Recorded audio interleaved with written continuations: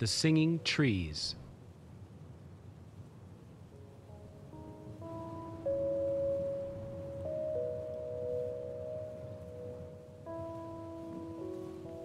They are both walking. The snow is deep and falling in large clumps. The forest seems to go on forever. The boy is joyous. He twirls and laughs and raises his uncovered head to the darkening sky.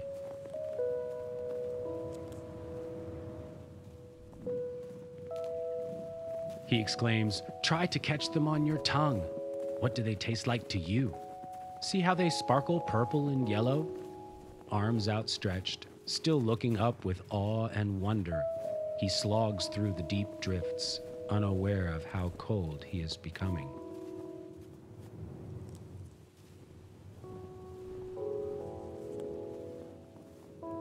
But Father knows.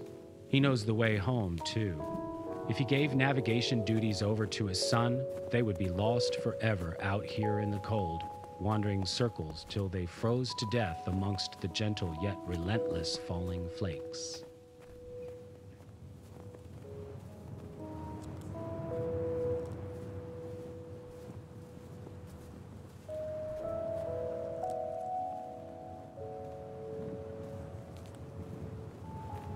The sky continues to fill with the bluster of the coming blizzard. He is certain that the cabin is up ahead a few miles. The safety of this fortress, built by his own strong hands, he knows will keep them safe and warm. There is plenty of food and water as well. He knows this too, because he has planned ahead.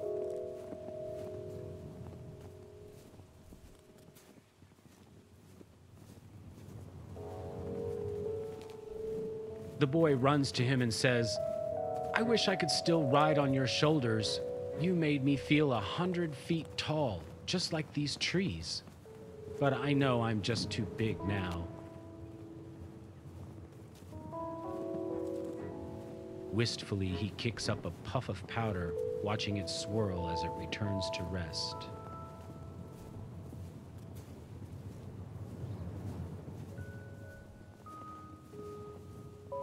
He suddenly asks Father, "Have you noticed how the trees sing? I love that." Father chuckles to himself. Silly boy. Singing trees. Right. First flavored snow, and now he's hearing voices in the forest.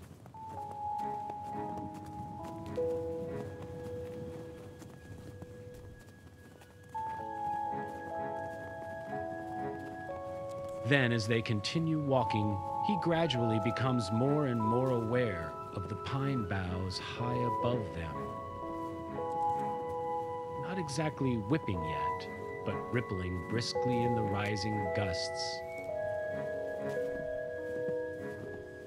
And as the air moves through all of these long, pointy needles, it creates a high, almost keening sound, a swooshing as the wind dances through the treetops in the darkening night.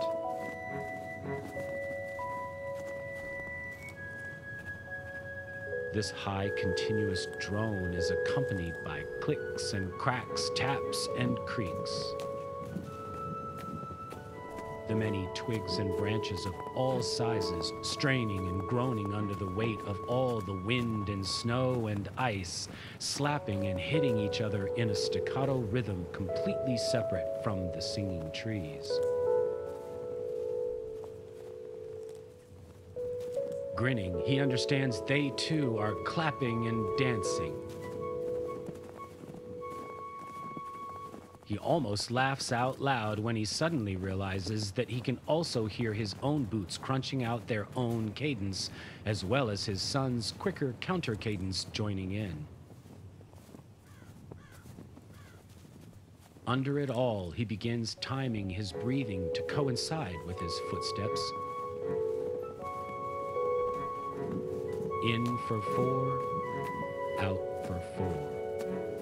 He continues for several minutes, the forest providing an atonal polyrhythmical symphony of sound, as he and his son add their own individual patterns. He even tries throwing in a couple of stutter steps to break up the steady rhythm of his gait and respiration. Up ahead, his son yells, "There it is! I can see the light from the fireplace shining through the window."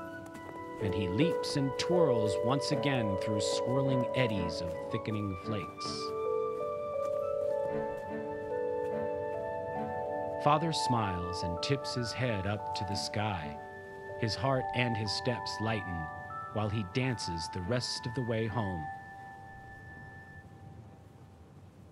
The snow, he decides, tastes like blueberries and moonlight.